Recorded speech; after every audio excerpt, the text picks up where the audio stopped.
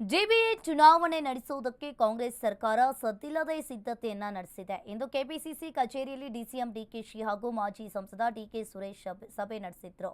ಇನ್ನು ಇದೇ ವೇಳೆ ಫೆಬ್ರವರಿಯಲ್ಲಿ ಜೆಬಿಎ ಚುನಾವಣೆ ನಡೆಯಲಿದೆ ಅನ್ನೋ ಸೂಚನೆಯನ್ನ ಡಿಕೆ ಸುರೇಶ್ ಕೊಟ್ಟರು.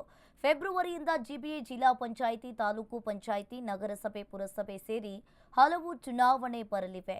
ಫೆಬ್ರವರಿಯಿಂದ 6 ತಿಂಗಳ ಕಾಲ ಚುನಾವಣೆ ನಡೆಯುತ್ತೆ. ಇನ್ಮುಂದೆ ನೀವೆಲ್ಲರೂ ಕೂಡ ಪಕ್ಷ ಸಂಘಟನೆಗೆ ತಯಾರಾಗಬೇಕು ಅಂತ ಬ್ಲಾಕ್ ಅಧ್ಯಕ್ಷರು ಇಲ್ಲಿ ಕಾರ್ಯಕರ್ತರಿಗೆ ಡಿಕೆ ಸುರೇಶ್ ಸೂಚನೆಯನ್ನ ಕೊಟ್ಟಿದ್ದಾರೆ.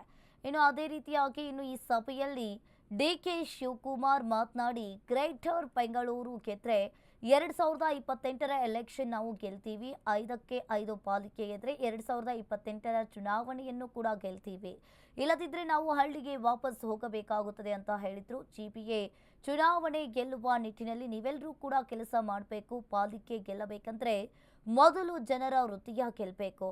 ಬಿಜೆಪಿ ವಾರ್ಡ್ಗಳನ್ನ ಗೆಲ್ಲೋಕೆ ಆಗಲ್ಲ ಅನ್ನೋದನ್ನ ಬಿಡಿ, ಇನ್ನು ರಾಜಕೀಯದಲ್ಲಿ ಏನ್ ಬೇಕಾದರೂ ಕೂಡ ಮಾಡಬಹುದು ಅಂತ ಡಿಕೆಶಿ ತಿಳಿಸಿದ್ರು. ನಿನ್ನೆ ನಡೆದ ಬಿಜಿಎ ಮೊದಲ ಸಭೆಗೆ ಬಿಜೆಪಿ ಸದಸ್ಯರು ಗೈರಾಗಿದ್ರು. ಅಲ್ಲದೆ ನಾವು ಅಧಿಕಾರಕ್ಕೆ ಬಂದ್ರೆ ಜೆಬಿಎಯನ್ನ ತೆಗಿತೀವಿ ಅಂತ ಅಶೋಕ್ ಹೇಳಿದ್ರು. ಈ ಕುರಿತು ಸಿಎಂ ಸಿದ್ದರಾಮಯ್ಯ ಪ್ರತಿಕ್ರಿಯಿಸಿದ್ದು, 2028ಕ್ಕೆ ಬಿಜೆಪಿ ಅಧಿಕಾರಕ್ಕೆ ಬರೋದಿಲ್ಲ ಅಂತ ಹೇಳಿದ್ರು. ಜಿಬಿಎ ಅಂತಂದ್ರೆ ಗ್ರೇಟರ್ ಬೆಂಗಳೂರು ಅಥಾರಿಟಿ, ಅದು ಒಂದು ವೇದಿಕೆ. ಎಲ್ಲ MLAಗಳು ಮೆಂಬರ್ಗಳು ಇರ್ತಿದ್ರು, ಎಲ್ಲ ಮಿನಿಸ್ಟ್ರಿಗಳು ಮೆಂಬರ್ಗಳು ಇರ್ತಿದ್ರು. ಬಂದು ಅವ್ರ ಅಭಿಪ್ರಾಯ ವ್ಯಕ್ತ ಮಾಡಬಹುದಾಗಿತ್ತು. ತಪ್ಪಿಸ್ಕೊಂಡರು ಬೆಂಗಳೂರಿನ ಅಭಿವೃದ್ಧಿಗೆ ವಿರೋಧಿಗಳು ಅಂತ ಹೇಳಿ ನನ್ಗನ್ಸುತ್ತೆ. ಆಮೇಲೆ ವಿಕೇಂದ್ರೀಕರಣಕ್ಕೆ ವಿರೋಧಿಗಳು ಅಂತ ಅನ್ಸುತ್ತೆ. ಅವರೇ ಇದು ಪ್ರಾರಂಭ ಮಾಡದ್ದು. ಈಗ ಬೆಂಗಳೂರು ಅನ್ವೀಲ್ಡಿ ಆಗ್ಬಿಟ್ಟದೆ.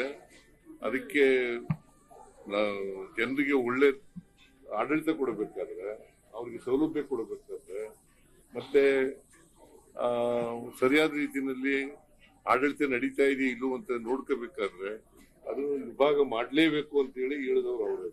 ಈಗ ಅವರು ವಿರೋಧ ಮಾಡ್ತಾರೆ. ಅವ್ರ ಅಧಿಕಾರಕ್ಕೆ ಬರಲ್ವಲ್ಲಮ್ಮ. ಜಿಬಿಎ ಅಂತಂದ್ರೆ ಗ್ರೇಟರ್ ಬೆಂಗಳೂರು ಅಥಾರಿಟಿ, ಅದು ಒಂದು ವೇದಿಕೆ. ಎಲ್ಲ MLAಗಳು ಮೆಂಬರ್ಗಳು ಇರ್ತಿದ್ರು, ಎಲ್ಲ ಮಿನಿಸ್ಟ್ರಿಗಳು ಮೆಂಬರ್ಗಳು ಇರ್ತಿದ್ರು. ಬಂದು ಅವ್ರ ಅಭಿಪ್ರಾಯ ವ್ಯಕ್ತ ಮಾಡಬಹುದಾಗಿತ್ತು.